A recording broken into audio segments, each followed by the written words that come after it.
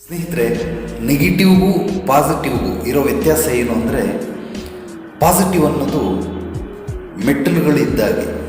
ಯಾವುದಾದ್ರೂ ನಾವು ಬೆಟ್ಟನ ಹತ್ತಿದ್ರೆ ಹೇಗೆ ದೈಹಿಕವಾಗಿ ಶ್ರಮ ಪಡ್ತೀರಿ, ಅದೇ ರೀತಿ ಪಾಸಿಟಿವ್ ಕೂಡ ನಾವು ಪ್ರಯತ್ನ ಪಡಬೇಕು, ಶ್ರಮ ಪಡಬೇಕು.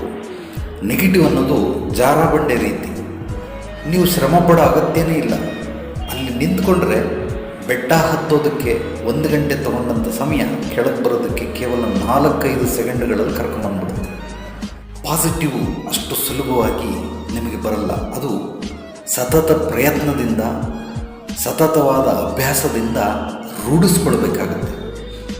ಅದೇ ರೀತಿ ದೈಹಿಕ ಶ್ರಮ ಎಷ್ಟು ಖರ್ಚಾಗುತ್ತೆ ಪಾಸಿಟಿವ್ಗೆ, ಮಾನಸಿಕ ಶ್ರಮ ಎಷ್ಟು ಖರ್ಚಾಗುತ್ತೆ, ಜಾರಬಂಡೆಗೆ ಇದೆರಡು 0% ಖರ್ಚಾಗುತ್ತೆ. ಖರ್ಚೇ ಆಗೋದಿಲ್ಲ.